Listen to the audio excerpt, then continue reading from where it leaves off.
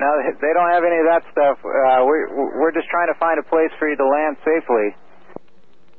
Yeah, not quite ready to bring it down just yet, but holy smokes, I gotta stop looking at the fuel because it's going down quick. Okay, Rich, if you could you start a left-hand turn, and we'll take you down to the southeast, please. This is probably like jail time for life, huh? I mean, I would hope it is for a guy like me. Well, Rich, we're not going to worry or think about that, but could you start a left-hand turn, please? Hey, you think if I land this successfully, Alaska will give me a job as a pilot? You know, I think they would give you a job of doing anything if you could pull this off. Yeah, right. Nah, I'm a white guy.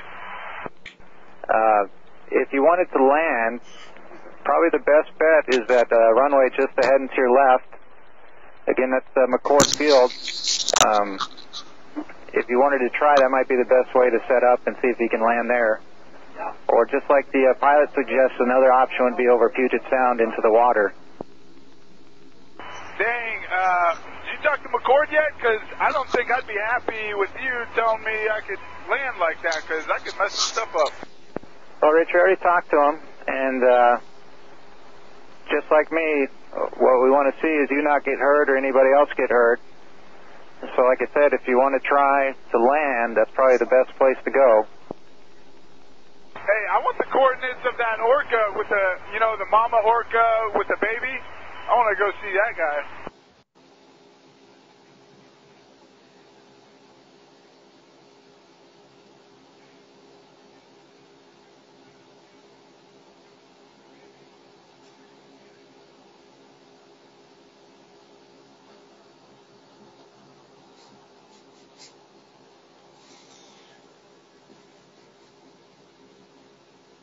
He sounds like he's loaded. That's the thing. I mean, I'm sure it's a mental break, but it's like a drunk driving pilot. I mean, this is like worse.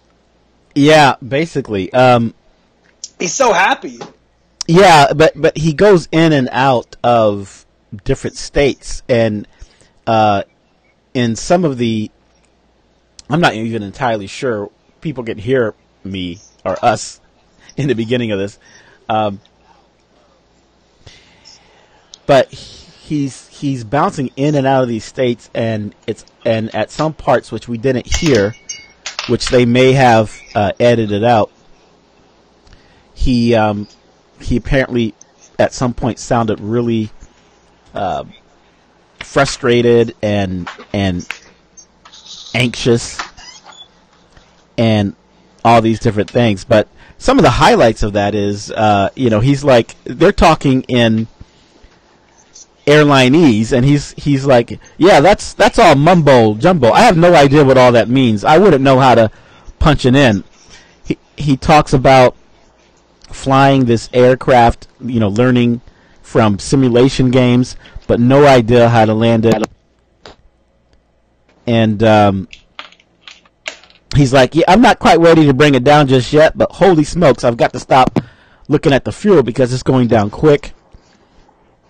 It's just an amazing thing, but well, it's funny because we sort of talked about all this time. It's like, there's a time in your life where you have to maintain your professionalism. I mean, that's what these guys are paid for, right? Yeah. It's like, all right, okay there, Richard. If you could just steer that to the left and bring it over and crash into the water would be great for everybody, because basically you're driving a giant bomb right now, full of gasoline. So do us a favor, find an open field and just crash it if you could. I mean, but he's being so he's being very, very professional in a very difficult situation. So if anybody's getting a raise, I suppose it's the air traffic guy. Yeah, I mean, I just thought that was a amazing thing, and then I didn't hear anything about it.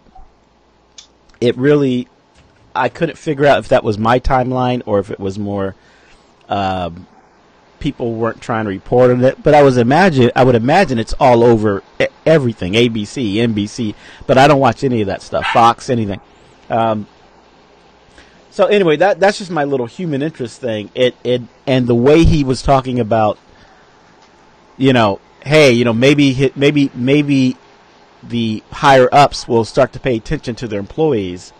And he was obviously under mental illness, and he was talking about these are his words. He's like, I'm obviously not all right in the head, but I didn't realize that until now.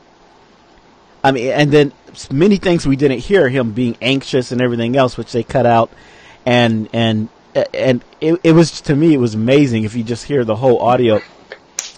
And it really comments on some of the things we discussed prior, which we were talking about, depression and mental illness and the state of healthcare in the United States, and there's no real integrated mechanism to prevent these types of things from happening outside of security. And you talked about what happens if you talk about you want to hurt yourself. They pretty much, you're a criminal, and they will lock you up and everything else. So people keep sort of these societal pressures inside. And so to me, this is like an extreme example, or yet another example of all these things we talked about and what it could actually result into, And I just think about all these other people who are also quietly suffering, but they won't go hijack a plane. They won't go shoot up a school, but they just are grinning and bearing it and just trying to get through the day.